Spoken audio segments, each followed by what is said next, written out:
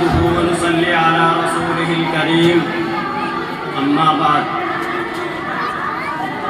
جناب صدر لائق صدر احترام ومعزز مہمانان کرام اور محترم سامعین کرام، ہر سال کی طرح اس سال بھی آج یوم جمہوریہ ہم سب کے سامنے جلوہ نما ہے اور ہم سب یوم جمہوریہ کی خوشی منانے میں لگے ہوئے ہیں۔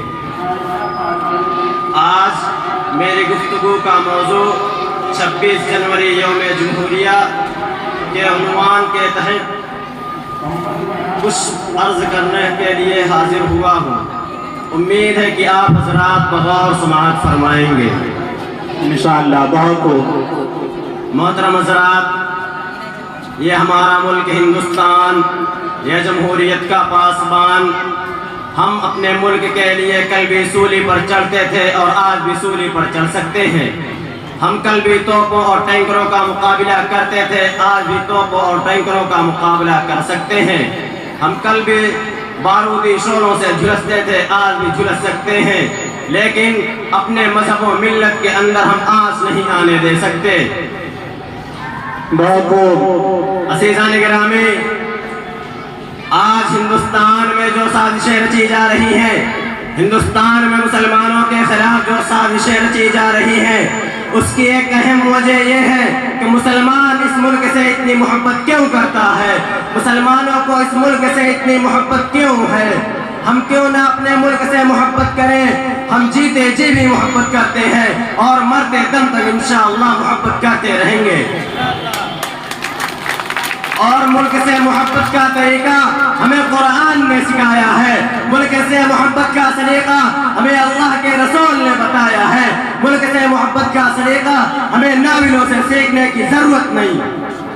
وقت کے غیور نوجوانوں، آج ہمارے دیش میں ہر طرف سازشیں، میں یہ بات صاف طور پر کہہ دینا چاہ رہا ہوں کہ ایسے جو فرقہ پرست طاقتیں ہیں یقیناً وہ آٹے میں نمک کی طرح ہیں، لیکن آج ان کی وجہ سے ہمارے ہندوستان کا ماحول بگڑ رہا ہے۔ ہم تمام ہندو مسلم سکھ عیسائی بھائیوں کو چاہیے کہ ایسے جو فرقہ پرست طاقتیں ہیں، ایسے جو آستین کے سانپ ہیں، ایسے جو زہریلے سانپ ہیں، اس کو کچل ڈالیں اور اپنے ملک کے بقا کی فکر کریں۔ وقت کے غیور نوجوانوں، ہمارا ملک ہندوستان، یہ جمہوریت کا پاسبان، اسے کچھ نالائق، کچھ ملک کے غدار ہندوستان کو قبرستان بنانے میں لگے ہیں۔ یاد رکھو، جب تک اس دھرتی پر ایک کلمہ والا زندہ ہے، خدا کی قسم کوئی مائی کا لال ہندوستان کی ابرو سے کھیل نہیں سکتا۔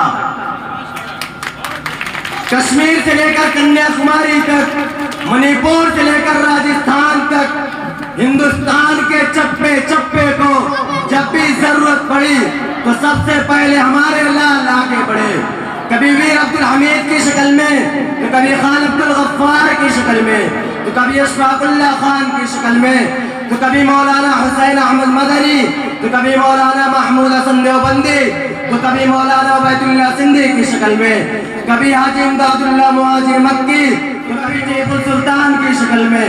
یہ ملک ہمارا تھا، ہمارا ہے، اور ہم اس ملک کے وفادار ہیں، ہم اس ملک کے حصے دار ہیں، کرایہ دار نہیں۔ عزیزان گرامی، جو لوگ یہ سازشیں رچ رہے ہیں کہ ہندوستان میں رہنے والے مسلمان اس ہندوستان سے محبت نہیں کرتے، ہندوستان میں رہنے والے باشندوں سے محبت نہیں کرتے، تو میں ان فرقہ پرست طاقتوں کو ایک بار یاد دلانا چاہ رہا ہوں کہ آپ تاریخ کو بھول چکے ہیں یا آپ کو تاریخ یاد رہی۔ ابوالکلام نے کیا کہا تھا؟ ابوالکلام نے 1923 کے جلسے سے مخاطب ہو کر فرمایا تھا کہ اگر کوئی بڑا سے بھی بڑا شخص آ کر مجھ سے یہ کہنے لگے کہ ابوالکلام ہندوستان کو کل آزادی مل جائے گی، شرط یہ ہے کہ تم ہندو مسلم کی ایکتا، پریم اور اتحاد کی باتیں کرنا چھوڑ دو، تو ابوالکلام نے کیا کہا؟ سنو، ابوالکلام نے کہا میں ایسی آزادی کو لات مارتا ہوں، مجھے ایسی آزادی نہیں چاہیے، مجھے تو ہندوستان کے اندر ہندو مسلم کی محبت اور اتحاد چاہیے، یہ پیغام دیا ہے ہم نے اس ملک کو۔ بہت ہو ماشاءاللہ۔ عزیزان گرامی، میں آج اس یوم جمہوریہ کے عظیم کانفرنس سے اپنے نوجوانوں کو ایک پیغام دینا چاہ رہا ہوں کہ نوجوانوں اپنی شخصیت کو سمجھیے، نوجوانوں اپنے مستقبل کی فکر کیجئے۔ اگر اسی طرح خواب غفلت میں سوئے رہے تو خدا کی قسم آنے والی نسلیں آپ کو کوسیں گی۔ آج کے اس یوم جمہوریہ کے عظیم کانفرنس سے یہ عہد کر کے اٹھیے کہ انشاءاللہ ہم سیاست میں بھی آگے بڑھیں گے، انشاءاللہ ہم جمہوریت میں بھی حصہ لیں گے اور اپنے ملک کی حفاظت کریں گے، اور انشاءاللہ ملک میں رہنے والے تمام باشندوں کی بھی حفاظت کریں گے۔ عزیزان گرامی، میں اس شعر کے ساتھ اپنی بات کو ختم کرنا چاہ رہا ہوں۔ میرے مولا میری دھرتی کو سلامت رکھنا، میرے مولا میری دھرتی کو سلامت رکھنا، لال و یاقوت سے مٹی کو سلامت رکھنا۔ اچھا ہے، بہت ہو۔ میرے مولا میری دھرتی کو سلامت رکھنا، لال و یاقوت سے مٹی کو سلامت رکھنا۔ میری دھڑکن میری پہچان میرے اساس وجود، میری دھڑکن میری پہچان میرے اساس وجود، میرے مولا میرے وطن کو سلامت رکھنا۔